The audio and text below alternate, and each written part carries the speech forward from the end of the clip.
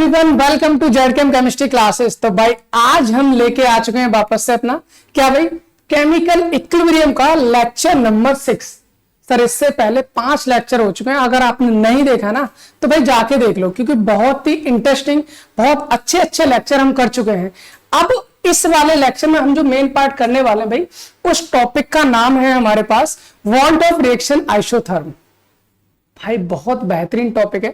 इससे पहले जो 5 लेक्चर हुए ना उनमें हमने क्या किया भाई, केमिकल इक्विलिब्रियम क्या होती है, रिवर्सिबल रिएक्शन क्या होती है, उसके ग्राफ क्या होते हैं, ली चैटली प्रिंसिपल क्या होता है, लॉ ऑफ मास एक्शन क्या होता है, लॉ ऑफ मास एक्शन का जो मैथमेटिकल डेरिवेशन है वो क्या होता है। भाई वो सारी चीज कर चुके हैं हम। अगर आपने नहीं देखा तो जाके देख लीजिए, क्योंकि आप कुछ भी कर रहे हो, चाहे आप 11th में हो, चाहे आप बीएससी कर रहे हो, बीएससी का 3rd सेमेस्टर में ये पूरा का पूरा दे रखा है। आप चाहे किसी कंपटीशन एग्जाम की तैयारी करना, कंपटीशन इन द सेंस आप नीट में हो या आईटी जेई में हो या आईटी जैम में हो या फिर गेट का प्रिपरेशन कर रहे हो या फिर सीएसआई या नेट की प्रिपरेशन कर रहे हो, भाई कहीं की भी कर लो, ये टॉपिक ना आते ही आते हैं और इनके बारे में पता होना बहुत जरूरी है। अभी जो अपना टॉपिक है आज का हमारा, वो है हमारा वांट ऑफ रिएक्शन आइसोथर्म। भाई इसके बारे में जान लेते हैं, टाइम वेस्ट हम बिल्कुल नहीं करते हैं क्योंकि हमारा टाइम बड़ा कीमती होता है ना। तो हम रिएक्शन करने वाले हैं वांट ऑफ रिएक्शन आइसोथर्म। भाई इस टॉपिक की बात करें, ये दिया किसने सर, ये वांट ऑफ जो है ये नाम है, ये साइंटिस्ट ने दिया वांट ऑफ ने, ठीक है। अब किसी रिएक्शन के लिए आइसोथर्म का मतलब क्या है, अगर हम आइसोथर्म की बात समझे पहले तो आइसो मतलब होता है भाई सेम। आइसो मतलब क्या होता है, सेम। थर्म बोले तो थर्मामीटर, थर्मामीटर का काम क्या होता है भाई, टेम्परेचर को मेजर करना, यही तो काम होता है। मतलब कुल मिलाकर यहां पर सेम टेम्परेचर होना। थर्म मींस टेम्परेचर की बात कर सकते हैं, यानी कि हम ये बोल सकते हैं कि जो भी हम यहां पर वांट ऑफ रिएक्शन की इक्वेशन निकालेंगे वो हम वहां निकालेंगे जब आपका टेम्परेचर क्या रहेगा, सेम, मतलब रहेगा कांस्टेंट। सर ये रिएक्शन को हमको कांस्टेंट टेम्परेचर पे देखना होता है। भाई हम क्या पढ़ रहे हैं, एक बार फिर से करके देखें, हमें इसका मतलब तो बाद में भी जान सकते हैं सर, जो मेन हम काम करने आए वो कम करते हैं। भाई हम टॉपिक पढ़ रहे हैं इक्विलिब्रियम का, है ना, और हमने ये जाना है, मान लीजिए मेरे पास रिएक्टेंट एक ए है, दूसरा रिएक्टेंट मेरे पास बी है, दोनों ने रिएक्शन की, रिएक्शन करने के बाद बनाया सी और डी। अब सी और डी वापस से कहेंगे भाई हम भी रिएक्शन कर सकते हैं, उन्होंने वापस से रिएक्शन की और रिएक्शन करने के बाद वापस से बना दिया ए और बी। भैया इस टाइप की रिएक्शन को बोलते हैं हम रिवर्सिबल रिएक्शन। यही था हमारा, बिल्कुल ठीक है सर, इसमें कोई प्रॉब्लम नहीं है, ये हमारी रिवर्सिबल रिएक्शन है। और रिवर्सिबल रिएक्शन में जितनी स्पीड से आगे की साइड रिएक्शन कर रहे हैं उतनी स्पीड से अगर पीछे की साइड रिएक्शन करेंगे, यानी कि फॉरवर्ड रिएक्शन और बैकवर्ड रिएक्शन का अगर रेट हो जाता है सेम, उससे बोलते हैं इक्विलिब्रियम। भाई उस कंडीशन क्या बोलेंगे, इक्विलिब्रियम।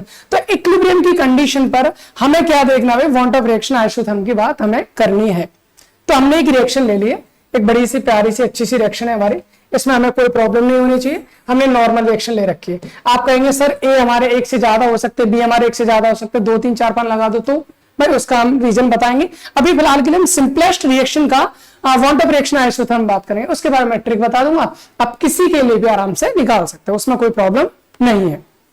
ठीक है सर, करना क्या पड़ेगा भाई, इसके लिए आपको कहीं ना कहीं थोड़ी बहुत जानकारी थर्मोडायनेमिक्स की होनी चाहिए। उष्मागतिकी वाला चैप्टर होता है हमारा, है ना, थर्मोडायनेमिक्स होता है, पढ़ रखा है बहुत अच्छी बात है, नहीं पढ़ा है जो मैं बताऊं बस उतना ध्यान रख लेना, आपकी पूरा का पूरा डेरिवेशन बड़े ही प्यार से बड़े ही आराम से हो जाना है। चलिए सर करते हैं स्टार्ट। अब इस रिएक्शन के लिए हमें करना है तो हम कैसे करेंगे, सबसे पहले स्टार्टिंग करते हैं हम वी नो। भाई हम क्या जानते हैं, हम तो जानते ही नहीं, कोई बात नहीं, नहीं जानते हो तो जान लो, और अगर जानते हो तो बहुत अच्छी बात है। भाई आपने कहीं ना कहीं गिब्स एनर्जी का नाम सुना होगा, किसका नाम सुना होगा, गिब्स फ्री एनर्जी। किसका नाम सुना होगा, Gibbs free energy. Gibbs free energy का नाम सुना होगा। गिब्स फ्री एनर्जी को हम डिनोट करते हैं भैया जी से। कैसे डिनोट करेंगे, जी से। तो गिब्स फ्री एनर्जी का फॉर्मूला होता है हमारा G = H - TS।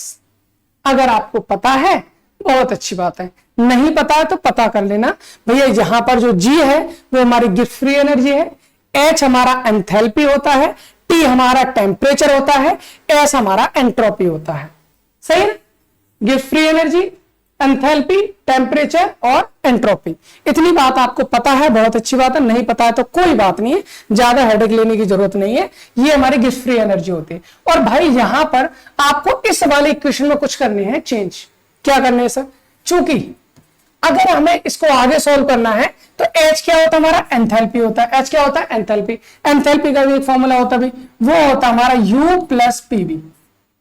U plus PV, ये हमारा एंथैल्पी का फॉर्मूला है। सर ये क्या चीज है, H मतलब एंथैल्पी हो गया, U मतलब इंटरनल एनर्जी हो गया, P मतलब प्रेशर हो गया, V मतलब वॉल्यूम हो गया। भाई आपको आप कहो सर ये तो कुछ समझ में आ नहीं रहा है, अगर थर्मोडायनेमिक्स आपने नहीं पढ़ा है तो हो सकता है आपको प्रॉब्लम आ रही हो, लेकिन अगर आपने पढ़ रखा है तो फिर ये चीजें नई नहीं लग रही होंगी, है ना। लेकिन कोई बात नहीं, अगर नहीं आता थोड़ा सा वेट कर लो, थोड़ी सी चीजें देखो, उसके बाद आपको लगेगा वाकई बहुत इंटरेस्टिंग चीज है। आपको करना क्या भाई, हमें पता है गिफ्ट फ्री एनर्जी एंड जी बराबर होता है H माइनस टी एस, और H बराबर क्या होता है, U प्लस पीवी। अब H की वैल्यू को यहां से उठाकर अगर मैं यहां रख दूं तो भाई मेरा फॉर्मूला क्या बन जाएगा, ये बन जाएगा सर G बराबर H की जगह क्या रखना है, U प्लस पीवी रख दीजिए, U plus PV minus T S. क्या ये इक्वेशन बन गई, बिल्कुल सही है। यहां पर आपको करना है क्या, यहां पर आपको करना है इसका डिफरेंशिएशन। इसका क्या करना है, डिफरेंशिएशन। डिफरेंशिएट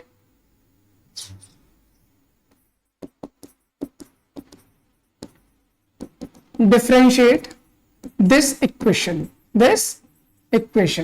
भाई इस इक्वेशन को आपको क्या करना है, डिफरेंशिएट करना है। डिफरेंशिएशन करना आता होगा जो पीसीएम वाले बच्चे होते हैं, मतलब जिनके पास मैथमेटिक्स होता है, उनको डिफरेंशिएशन इंटीग्रेशन बड़े ही प्यार से कर लेंगे, और जो जेडबीसी वाले या बायो ग्रुप के होते हैं उनसे थोड़ी सी नहीं हो पाता है। तो जितना मैं बताऊं उतना ध्यान रख लेना भाई। डिफरेंशिएशन का मतलब होता है, डिफरेंशिएशन का मतलब आपको ये करना है कि जो भी टर्म है उसके आगे डी लगा दो।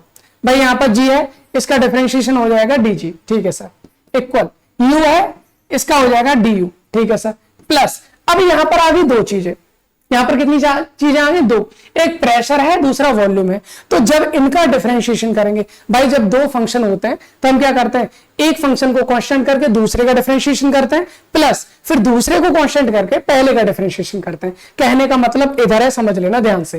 भाई पी भी है, दो चीजें हैं, मैंने पहले क्या किया, पी को कांस्टेंट कर दिया, बचा कौन, वी, इसको डिफरेंशिएट कर दो, ठीक है, प्लस अभी पहले मैंने p को कांस्टेंट करके v को डिफरेंशिएट कर दिया, अभी मैं क्या करूंगा, v को कांस्टेंट करने के बाद p को कर दूंगा डिफरेंशिएट, p को कर दूंगा डिफरेंशिएट। मतलब एक बार p निकाला dv कर दिया, एक बार v निकाला dp कर दिया। उम्मीद करता हूं इतनी बात समझ में आ रही होगी। अगले वाले की बात कर, सर ts है, इसमें भी ऐसे करना पड़ेगा, बिल्कुल करना पड़ेगा। यहां से हो जाएगा माइनस, t को मैंने कांस्टेंट किया, s को डिफरेंशिएट कर दिया, फिर माइनस है तो माइनस ही लगाएंगे, माइनस s को मैंने कांस्टेंट किया तो मैं किसको डिफरेंशिएट कर दूंगा भैया, t को डिफरेंशिएट कर दूंगा। उम्मीद करता हूं कि ये वाली इक्वेशन आपको समझ में आई होगी, ये वाली इक्वेशन आपको समझ में आ गई होगी। भाई हमने क्या लिख लिया, dg equal to du plus pdv plus vdp minus sdt minus sdt, ठीक है भाई। अब इसके बाद क्या करना है, बहुत मजेदार है, टिपिकल तो बिल्कुल भी नहीं है, आराम से समझ लो। जैसा जैसा हमने किया भाई, जी का फॉर्मूला लिख लिया, एच की वैल्यू निकाली, वहां पुट कर दी, उसको डिफरेंशिएट किया, ये वाली इक्वेशन लिए। यहां तक कोई दिक्कत नहीं होनी चाहिए, यहां तक कोई दिक्कत नहीं होनी चाहिए। अब एक चीज देख लो भाई, थर्मोडायनेमिक्स में लॉ होते हैं भाई, zeroth law, first law, second law, third law, ये चार लॉ होते हैं हमारे। अगर मैं वहीं पर थर्मोडायनेमिक्स के फर्स्ट लॉ की बात करूं, यहां पर बात करता हूं from first law of thermodynamics,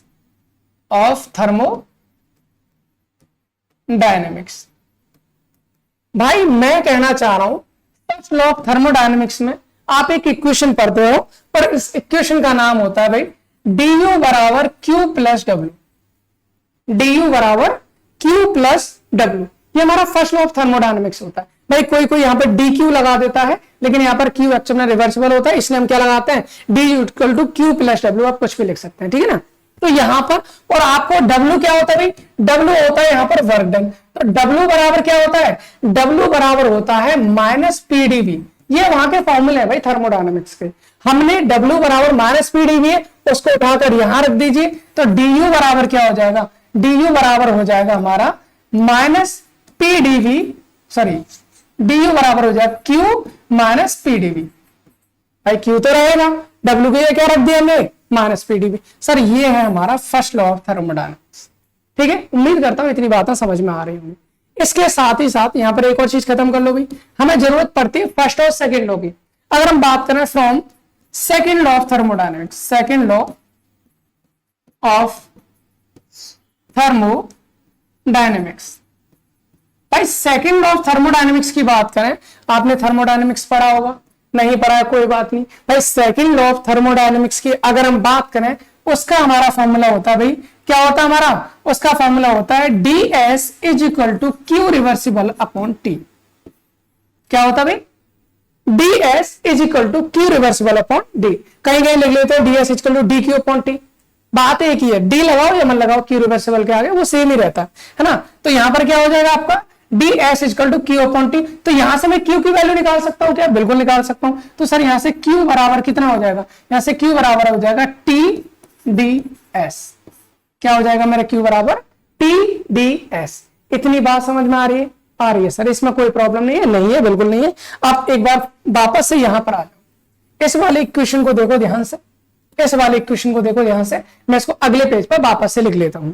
क्या भाई dg इज इक्वल टू, यहां पर हमारा dg इज इक्वल टू क्या भैया, dg is equal to du plus pdv, du plus pdv, du plus pdv plus vdp plus vdp, अरे क्या लिख दिया, vdp minus sdt minus tds, यही है ना। TDS माइनस SDT कर लो या SDT माइनस TDS कर लो, बात एक है, इसमें कोई दिक्कत नहीं। तो ये हो गए हमारे इक्वेशन, ठीक है ना। इसके बाद आप एक चीज देखिए भाई, एक चीज क्या देखनी है, यहां पर देखिए from first law of thermodynamics मैंने जाना भाई, मैंने क्या जाना है, मैंने जाना सर du बराबर होता है q माइनस pdv।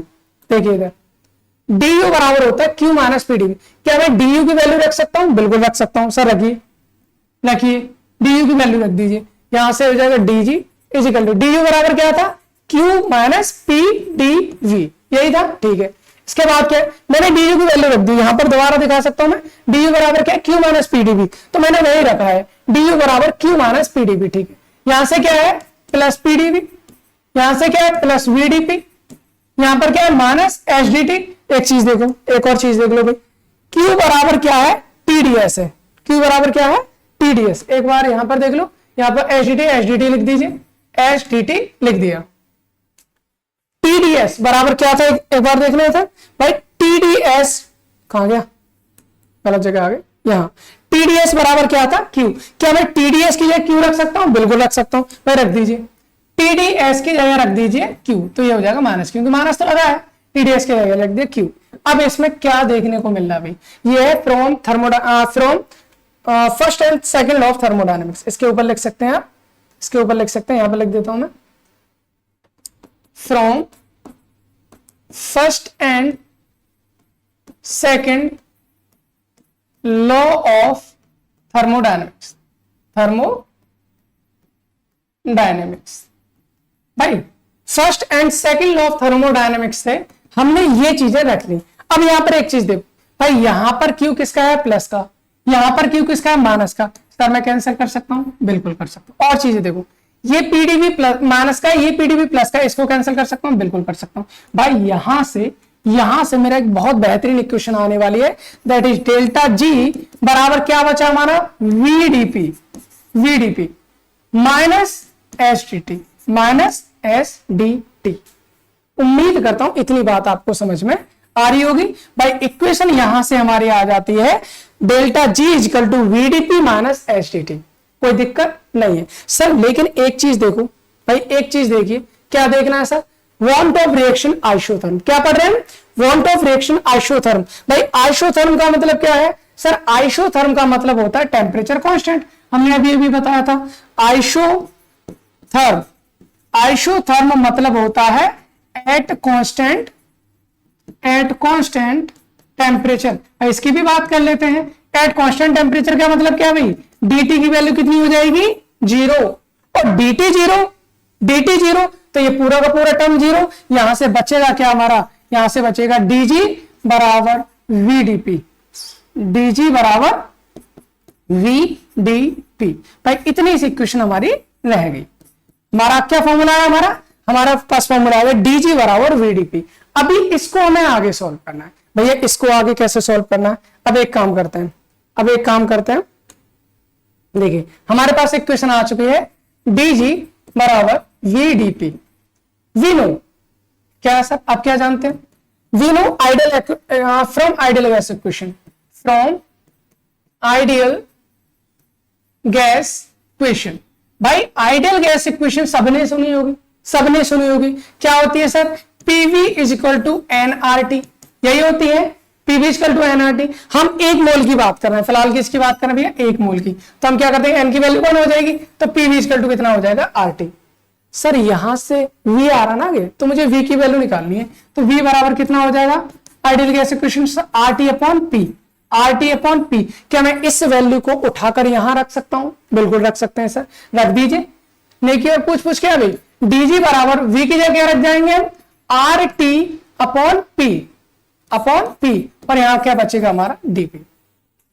देखो सर अगर आपको इक्वेशन निकालनी है तो जिसका डिफरेंशिएशन हो रखा है उसका इंटीग्रेशन कर दीजिए। तो यहां पर हम क्या करेंगे, इसका इंटीग्रेशन, तो हम यहां लिखेंगे on integration, on integration. Integration किसका करेंगे, जिसके आगे डी लगाया उसी का करेंगे सर, ठीक है करते हैं। चलो क्या हो जाएगा, यहां पर यहां हो जाएगा डी जी, ठीक है, बराबर आर टी, कॉन्स्टेंट बाहर निकाल लिया, यहां हो जाएगा डीपी अपॉन पी। भाई पी को अंदर क्यों ले, क्योंकि डीपी उसका टर्म है, इसलिए इंटीग्रेशन। और इंटीग्रेशन का साइन हमेशा ऐसे लगाते हैं, इंटीग्रेशन का साइन हमेशा इस तरह से लगाया जाता है। अब इंटीग्रेशन को दो तरह से किया जाता है। अगर आपने केमिकल काइनेटिक्स जो हमने पढ़ा है भाई, वहां पर हमने जीरो ऑर्डर रिएक्शन पढ़ी थी, फर्स्ट ऑर्डर रिएक्शन पढ़ी थी, इन सब में हमने इंटीग्रेशन यूज किए थे। वहां पर इंटीग्रेशन हमने अलग टाइप का किया था, यहां पर अलग टाइप का करने वाले। कार्ड क्या होता है सर, कार्ड ये मैंने वहां पर भी बताया था, इंटीग्रेशन को हम दो तरह से कर सकते हैं। अगर आपके पास लिमिट है तो आप लिमिट पुट कर दीजिए, आंसर आ जाना है।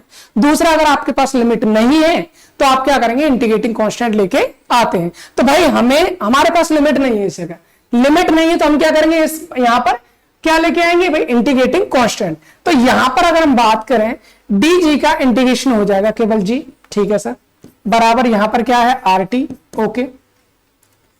डीपी अपॉन पी का जो 1 अपॉन पी का जो इंटीग्रेशन हो जाएगा वो क्या हो जाएगा हमारा, L N P. L N का मतलब आप कहेंगे सर लॉग पी होता है, भाई लॉग पी की बात कर रहे हैं, एल एन का मतलब होता है लॉग बेस ई, लॉग बेस ई। तो एल एन का मतलब नेचुरल लॉग, ये नेचुरल लॉग होता है। तो लॉग बेस ई को हम क्या लिखते हैं, एल एन लिखते हैं, एल एन पी हो जाएगा। प्लस लगा दें क्योंकि लिमिट तो हमारे पास नहीं है, लिमिट नहीं है तो हम क्या लगा देंगे, कांस्टेंट जो हमारा सी है। भाई ये हमारी इक्वेशन आ गई, क्या आ गई हमारी equation, G is equal to R T L N P plus C.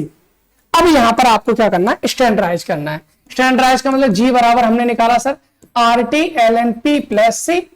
अगर हम बात करेंगे यहां पर करते हैं इफ, हम करते हैं इफ प्रेशर हमारा कितना 180, हमने एक स्टैंडर्ड कंडीशन ले ली। कौन सी कंडीशन ले ली भैया, स्टैंडर्ड कंडीशन। और स्टैंडर्ड कंडीशन जब हम लेते हैं तो यहां पर जो कांस्टेंट सी है उसको हम एक कांस्टेंट मानते हैं जिसकी वैल्यू जो है वो किसके इक्वल होती है, हम उसको मान लेते हैं जी नॉट। क्या हो जाता है हमारा, जी नॉट। ये हमारे गिब्स एनर्जी है और जो जी नॉट है ये हो जाएगी हमारी standard Gibbs energy. Gibbs free energy बोल सकते हैं, फ्री एनर्जी बोल सकते हैं, ये हमारी स्टैंडर्ड हो जाएगी। मतलब हमने प्रेशर को स्टैंडर्डाइज कर दिया, 180 कर दिया, ना इसको बढ़ने देंगे ना कम होने देंगे। तो उस स्टैंडर्ड केस में जो कांस्टेंट होता है वो किसके इक्वल हो जाता है हमारा, जी नॉट के। तो यहां से सर एक फाइनल इक्वेशन हम बना लेते हैं, क्या बन जाएगी, जी बराबर सी की जगह क्या लिख सकता हूं मैं, जी नॉट, ठीक है। क्या बचेगा, plus R T L N P. ये हमारी बन जाएगी सर एक मेन इक्वेशन, ये हमारी बन जाएगी एक मेन इक्वेशन। तो भाई यहां से हमने क्या निकाल लिया, हमने निकाल लिया गिब्स एनर्जी का पूरी की पूरी इक्वेशन। भाई अभी हमारी वांट ऑफ रिएक्शन आइसोथर्म नहीं है, ये तो हमने वो पार्ट निकाला है जिसका वांट ऑफ रिएक्शन आइसोथर्म निकालने में यूज होना है। भाई यहां से G equal to G not plus R T L N P का यूज हम क्या करेंगे, वांट ऑफ रिएक्शन आइसोथर्म में। अब हम उसकी मेन कहानी स्टार्ट करते हैं। भाई क्या होती है, भाई हमने एक इक्वेशन अभी अभी जानी थी, क्या जानी थी भाई, रिएक्शन A प्लस बी आपस में रिएक्शन करने के बाद बना रहे हैं C प्लस डी, ठीक है सर।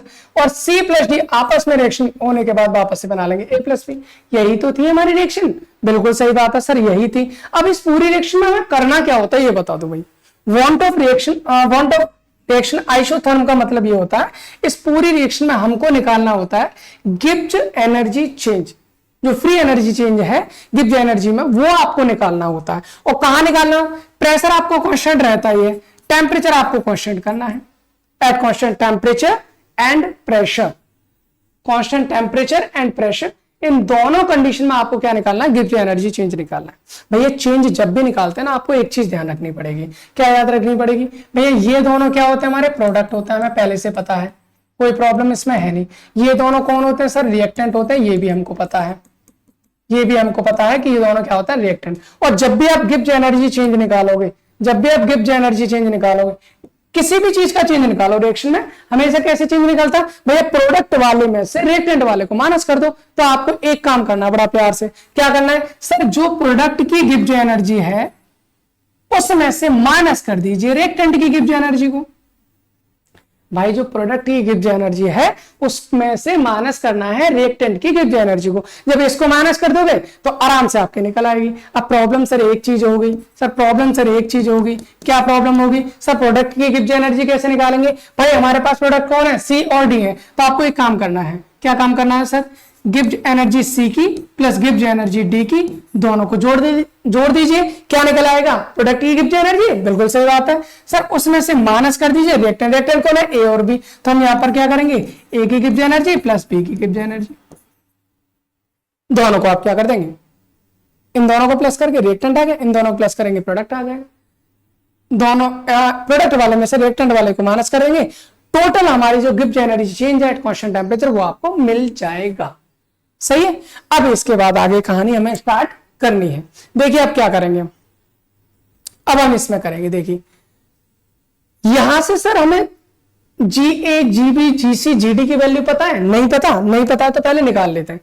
सर यहां से हमें निकालना है पहले Gibbs energy of A, Gibbs energy of B, Gibbs energy of C, Gibbs energy of D.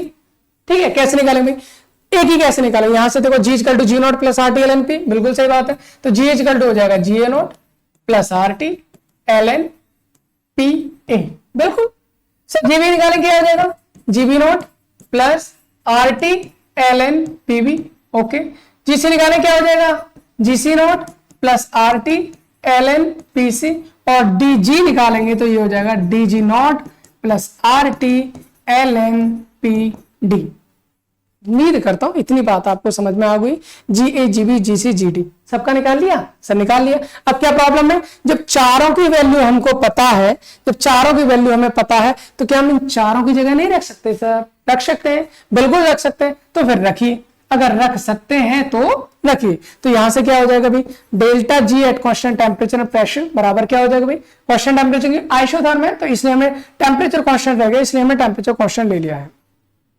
अब यहां से देखिए D C sir, sorry GC, GC की वैल्यू कितनी थी, GC not plus R T L N P C, यही था। अब वहां से देख सकते हैं वापस से, प्लस डीजी की वैल्यू कितनी थी, D G D not plus R T L N P D, okay sir. ये तो हो गए हमारे क्या, रिएक्टेंट की कहानी। सर प्रोडक्ट भी लिख लीजिए, माइनस लगाएंगे बीच में, सॉरी ये प्रोडक्ट की कहानी हो गई। अब रिएक्टेंट की बात करेंगे, जी ए क्या था हमारा, G A not plus R T L N P A, ठीक है सर, प्लस जीबी क्या था हमारा, G B not plus R T L N P B.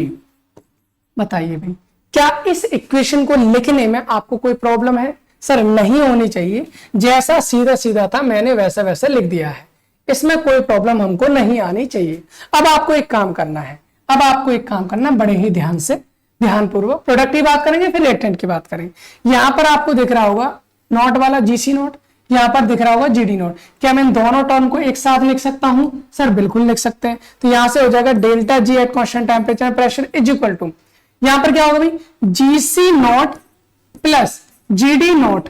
क्या मैं दोनों को साथ में लिख लूं, लिख लो कोई दिक्कत नहीं, प्लस में लिख दिया हमने, ठीक है, प्लस। अब इसके अलावा बचे हुए टर्म्स को देखो, बचा हुआ टर्म्स कौन कौन से भाई, बचे हुए टर्म एक तो ये है आरटीएल एन पीसी, एक ये है आरटीएल एन पीडी, है या दोनों नहीं है। सर यहां पर भी आरटी कॉमन है, यहां पर भी आरटी कॉमन है, आरटी कॉमन है तो आरटी को कॉमन ले लो, ठीक है सर, हमने आरटी को कॉमन ले लिया। सर बचेगा क्या, यहां से बचेगा एलएनपीसी, यहां से बचेगा एलएनपीडी, हम कर देंगे सर एलएनपीसी प्लस एलएनपीडी। उम्मीद करता हूं इतनी बात आपको समझ में आई होगी। ये हमने प्रोडक्ट वाली कहानी में कर लिया। अब माइनस रिएक्टेंट वाली कहानी में करेंगे सेम कहानी। सर क्या, जो नॉट वाले हैं उनको एक साथ लिख लो और आरटीएलएन वाले अलग लिख लीजिए, ठीक है सर। पहले ऐसी कहानी करेंगे, नॉट क्या है यहाँ पर है जीए नॉट प्लस जीबी नॉट, यही तो हो जाएगा, बिल्कुल हो जाएगा सर। इसके बाद आगे चलिए, इसमें भी आरटी, इसमें भी आरटी, आरटी को ले लिया कॉमन, सर यहां से क्या बचेगा, यहां से बचेगा L N P A plus L N P V. भाई यहां तक आपको कोई प्रॉब्लम नहीं होनी चाहिए। अब एक चीज देख लीजिए भाई, क्या निकालना भैया, बहुत अच्छी चीज निकाली, delta G at constant temperature and pressure. देखिए जीपी क्या था भाई, जीपी था GC plus GD, GC plus GD हमारा जीपी था, तो GC note plus GD note को क्या मैं जीपी नोट लिख सकता हूं, बिल्कुल लिख सकता हूं भाई, दोनों प्रोडक्ट है ना, ये हमारी गिब्स एनर्जी थी प्रोडक्ट की, ये हमारी स्टैंडर्ड गिब्स एनर्जी हो जाएगी, बिल्कुल सही बात है सर। यहां पर हो जाएगा प्लस आर टी। अब यहां पर देख लीजिए भाई, आपने सुना होगा, क्या सुना होगा सर, लॉग ए बी, हम इसको कैसे लिखते हैं, अगर आपको ये दे रखा है लॉग ए इंटू बी, तो गुणा में घात जुड़ती है, वैसे लॉग में भी क्या होता है, जुड़ जाता है, तो इसको हम लिख सकते हैं log A plus log B. ये वाला फॉर्मूला तो पढ़ा होगा ना, ये वाला फॉर्मूला तो आपने पढ़ा होगा ना, बहुत बार पढ़ा होगा भाई, ये वाला फॉर्मूला हमने बहुत बार पढ़ा है। पिछले लेक्चर में हमने क्या पढ़ा था भाई, पिछले इससे पहले जो प्लेलिस्ट पढ़ी थी केमिकल काइनेटिक्स, भाई वहां पर हमने पढ़े थे, सारे के सारे लॉग के फॉर्मूले पढ़े थे, और लॉग की तो पूरी की पूरी प्लेलिस्ट मैंने बना के डाल रखी है भैया, बेसिक मैथमेटिक्स फॉर केमिस्ट्री। भाई जो केमिस्ट्री में यूज होने वाला मैथमेटिक्स है, उसकी पूरी की पूरी प्लेलिस्ट डाल रखी है। आप अगर आपने नहीं देखा, आपको प्रॉब्लम होती है केमिस्ट्री में मैथमेटिक्स आता कहां से आ जाता है, कैसे आ जाता है, आप एक काम करेंगे, जेडकेएम केमिस्ट्री क्लासेस यूट्यूब चैनल पे जाएंगे, प्लेलिस्ट में जाएंगे, नीचे स्क्रॉल करते जाना, सबसे नीचे जाने के बाद वहां पर लगभग तीसरे चौथे नंबर पर नीचे दिख जाएगा आपको क्या, मैथमेटिक्स फॉर केमिस्ट्री, ठीक है, तो वहां से आप कंप्लीट कर सकते हैं अगर आपके पास टाइम है। यहां से समझ में आ रहा है, कोई प्रॉब्लम नहीं, यहां समझ लो। फिर यहां पर क्या भाई, GP not plus R T. अब यहां पर क्या है, जैसे लॉग ए इंटू बी को हम log A plus log B लिख सकते हैं, यानी कि L N P C plus L N P D है। क्या मैं इसको ऐसे लिख सकता हूं, कैसे लिख सकता हूं sir, L N P C into P D, लिख सकते हैं, बिल्कुल लिख सकते हैं, क्यों नहीं लिख सकते भाई, इसको हम बिल्कुल लिख सकते हैं L N P C into P D, क्योंकि जो गुणा जो यहां पर क्या, अगर लॉग दोनों जोड़ रहे हैं तो उसको मल्टीप्लाई में लिख देंगे, या जोड़ रहे हैं तो हमने मल्टीप्लाई में लिख दिया। सर ये होगी प्रोडक्ट की बात, ठीक है। आगे रिएक्टेंट की बात कर लो, जैसे यहां पर सी और डी प्रोडक्ट थे तो हमने जीपी नॉट लिख दिया, ए और बी रिएक्टेंट है तो इसको हम क्या लिख देंगे, G R not, okay, plus R T. यहां पर क्या हो जाएगा, एल एन, वही कहानी है sir, L N A plus L N B, तो इसको हम लिख सकते हैं L N P A into T. उम्मीद करता हूं इतनी बात आपको समझ में आ रही होगी, इसमें कोई भी प्रॉब्लम नहीं होनी चाहिए। अगर आपने नोट कर लिया बहुत अच्छी बात है, नहीं है तो कर लेना, है ना। अब आगे बढ़ते हैं, देखिए आगे देखिए क्या करना है सर। अब आगे ये बहुत अप्रोक्स आ चुके हैं, अब हम ज्यादा बड़ा नहीं रहेगा, अब हम इजीली कर पाएंगे। ये हो जाएगा delta G at constant temperature and pressure equal. देखिए यहां पर आपको एक काम करना है, अब यहां पर ना माइनस को मल्टीप्लाई कर दीजिए, यहां से हो जाएगा हमारा जीपी नोट, ठीक है, plus R T L N PC PD, PC into PD हो गया, ठीक है। यहां से माइनस, ये क्या हो जाएगा, जी आर नोट, ठीक है। यहां से क्या हो जाएगा, माइनस प्लस माइनस हो जाएगा, ये भी R T L N P A P B, यही तो हो जाना है, बिल्कुल सही बात है सर। इस फिर से नोट वालों को एक पास ले लीजिए, ये हो जाएगा delta G T at constant temperature pressure, यहां से हो जाएगा GP not minus G R not plus, यहां से क्या बचेगा, अच्छा एक और चीज, फिर से वही वाली कहानी है भाई जो अभी अभी हमने की थी, यहां पर नोट है, यहां पर नोट है, नोट वालों को एक साथ ले लिया, जहां पर आरटीएल एनपीसी, यहां पर भी आरटीएल एनपीसी, इनको भी एक साथ ले लीजिए। तो यहां पर देखिए क्या करेंगे, इसमें भी आरटी कॉमन है, इसमें भी आरटी कॉमन है, आरटी कॉमन ले लिया हमने, क्या बचा यहां से सर, यहां से हमारे पास बचेगा L N P C P D minus, sorry common लिया हमने, यहां पर प्लस था, हाँ, तो फिर यहां माइनस बचेगा, माइनस एल एन पीएपीबी, पीएपीबी, यही हो जाएगा, बिल्कुल ठीक है सर। अब यहां से करेंगे delta G at constant temperature pressure, भाई प्रोडक्ट में से माइनस और रिएक्टेंट को घटाते हैं तो डेल्टा आता है, चेंज आता है, तो यहां पर हम इसको क्या लिख सकते हैं भाई, इसको लिख सकते हैं सर डेल्टा जी नॉट, क्या लिखते हैं इसको, डेल्टा जी नॉट। जैसे ये क्या हमारा delta G at constant temperature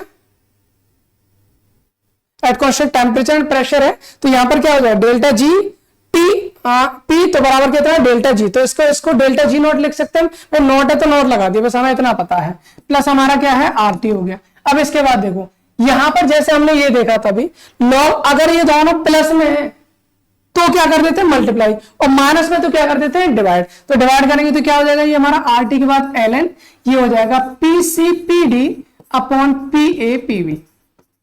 अगर ये दोनों प्लस में होते सर क्या कर देते मल्टीप्लाई कर देते, माइनस में इसलिए हमने क्या कर दिया इसको डिवाइड कर दिया। भाई ये वाली जो इक्वेशन है, ये वाली जो इक्वेशन है, ये है हमारी बहुत ही मेन इक्वेशन, ये है हमारी बहुत ही मेन इक्वेशन। इसको आप इक्वेशन 1 बना लो। आप कहेंगे सर इतनी देर बाद इक्वेशन 1 बनाया, कोई बात नहीं, आप इसको इक्वेशन 1 बना लेते हैं।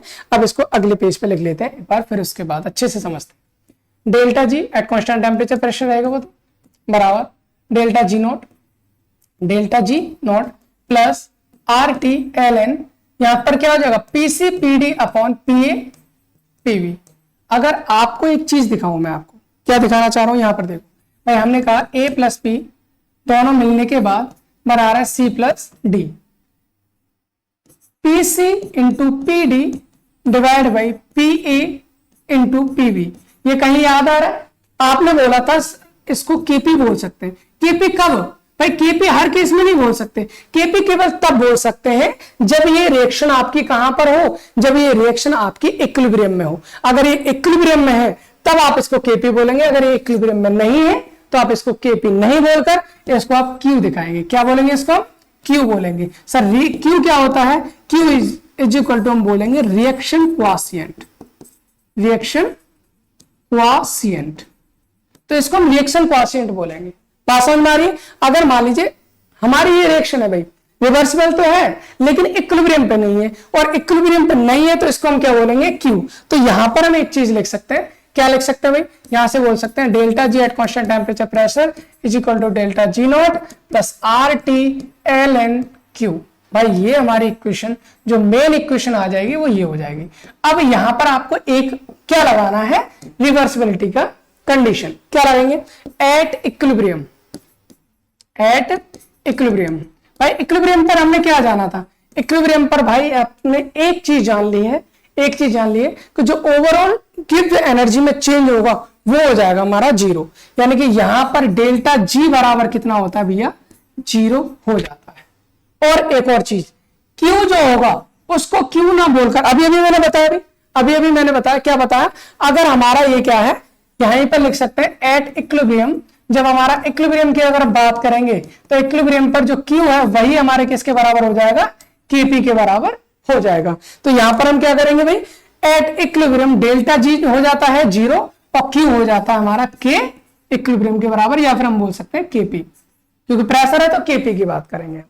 ठीक है, तो अब हम एक काम करेंगे, सर इन दोनों वैल्यू को यहां पर पुट कर दीजिए, इन दोनों वैल्यू को यहां पर पुट कर सकते हैं। यहां पर लिख देंगे put in equation second, second equation में पुट कीजिए। सेकंड इक्वेशन में पुट करने पर क्या होगा भाई, ये वैल्यू किसकी हो जाएगी, जीरो, बराबर यहां से बचेगा delta ji not plus R T,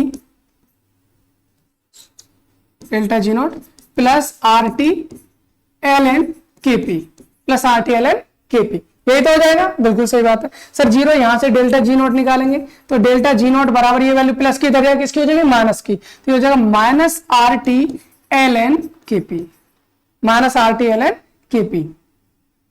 तो भाई मैंने आपको एक इक्वेशन कराई थी इससे पहले, पहले वाले लेक्चर में, जिसका नाम था हमारा क्या, thermodynamic derivation of law of mass action. तो वहां पर ये वाली इक्वेशन में डायरेक्ट यूज की थी, डेल्टा जी नॉट बराबर minus R T L N K P. तो ये इक्वेशन आई कहां से, ये आपको अब समझ में आ गया होगा सर ये वाली इक्वेशन कहां से आई है। ठीक है ना, तो डेल्टा जी नॉट बराबर क्या होता है, minus R T L N K P. भाई इसको आप इसको इक्वेशन नंबर 2 में वापस से पुट कर देंगे, तो यहां पर लिखेंगे put in equation second, put in equation second. तो डेल्टा जी नॉट की वैल्यू को यहां रख दीजिए, तो हमारी इक्वेशन क्या बन जाएगी भैया, ये बन जाएगी delta G at constant temperature and pressure equal to, delta ji not की वैल्यू कितनी है भाई, डेल्टा जी नॉट की वैल्यू है हमारे पास, कहां गए, डेल्टा जी नॉट की वैल्यू है minus R T L N K P. तो यहां पर हम लिख देंगे, क्या लिख देंगे भाई, minus R T L N K P. ठीक है, उसके बाद क्या है, उसके बाद क्या है, plus R T L N Q, फिर हो जाएगा plus R T L N Q, ये हो जाना है। आप यहां से इसको अरेंज कर सकते हैं, delta G at constant temperature and pressure बराबर हो जाएगा R T ln Q minus RT ln KP, RT ln KP। भाई इस रिएक्शन को हम बोलते हैं want ऑफ रिएक्शन आइसोथर्म। इस रिएक्शन को हम बोलते हैं भाई want ऑफ रिएक्शन आइसोथर्म। ये हमारी मेन इक्वेशन यहां से होती है। और भाई KP निकालना मैंने आपको बता रखा है, Q निकालना मैंने आपको बता रखा है। अगर मान लीजिए जैसे एक चीज है, जैसे एक चीज हम और अच्छे से क्लियर कर देते हैं, जैसे मान लीजिए ये चीज है A plus B, reaction sign क्या कर रहे हैं भाई, C प्लस डी, ये बना रहे हैं। तो इसके लिए Q की वैल्यू आप कैसे निकालोगे, कंसंट्रेशन ऑफ C या फिर प्रेशर की टर्म में निकालेंगे। तो क्या कर देंगे, PC into PD divide by PA plus sorry into PB, यही हो जाना है। सही बात है। अगर हम इक्वेशन को कर देते हैं क्या, अगर मान लीजिए A molecule of A plus B molecule of B reaction करने के बाद बना रहा है C molecule of C plus D molecule of D, तो इस केस में आप Q निकालेंगे कैसे, यहां पर लिखेंगे PC की पावर C इंटू PD की पावर D अपॉन PA की पावर A इंटू PB की पावर B। तो उम्मीद करता हूं ये वाला कंफ्यूजन आपको समझ में आ गया होगा, इसमें कोई प्रॉब्लम नहीं है। और ये है हमारी final equation want Hoff reaction isotherm. बहुत ही प्यारा सा सिंपल सा डेरिवेशन था। आप एक दो बार इसको देखोगे, अगर आपको प्रॉब्लम आएगी तो कहां आएगी भाई, जो थर्मोडायनेमिक्स के लॉ हैं बस उनको याद रखने पर, जी की वैल्यू याद रखनी है, एच की वैल्यू याद रखनी है, फर्स्ट लॉ सेकंड लॉ ये लगाना है और उसके बाद सीधा सीधा डेरिवेशन करते जाना है। ये वांट ऑफ रिएक्शन आइसोथर्म आप इस तरह से पूरा का पूरा आप कर सकते हो, ज्यादा टिपिकल नहीं है। और भाई ये एग्जाम में आने वाली चीजें हैं। अब आपको पता है सारे के सारे एग्जाम आपके थ्योरेटिकल हैं, और थ्योरेटिकल हैं तो भाई सीधा सीधा बोल देता है describe the van't Hoff reaction isotherm या derive the van't Hoff reaction isotherm. पूरा का पूरा डेरिवेशन आपको करना है जैसे मैंने आपको कराया वैसे वैसे, इसमें कोई दिक्कत आपको नहीं होनी चाहिए। उम्मीद करता हूं सारी की सारी चीजें समझ में आई होंगी, प्रॉब्लम नहीं होगी। बस आपका काम इतना है, अब शेयर कीजिए जितना हो सकता है, जहां से जहां शेयर कर सकते हैं भाई, अपने फ्रेंड्स के साथ, क्लासमेट्स के साथ, बैचमेट्स के साथ, सबके साथ शेयर करना। और मिलते हैं आपको अगले लेक्चर में जिसमें हम लेके आएंगे वांट ऑफ रिएक्शन आइसोकोर। अभी हमने आइसोथर्म पढ़ा है, आइसोथर्म पढ़ा है, अगले वाले लेक्चर में हम आइसोकोर पढ़ेंगे, ठीक है ना। तो फिर उसके बाद में हमारे मुश्किल ही एक दो टॉपिक बचे होंगे, उनको हम खत्म करेंगे, फिर हमारी यूनिट पूरी की पूरी समाप्त हो जाएगी, ठीक है। तो मिलते हैं अगले लेक्चर में एक नई एनर्जी के साथ। Thanks for watching.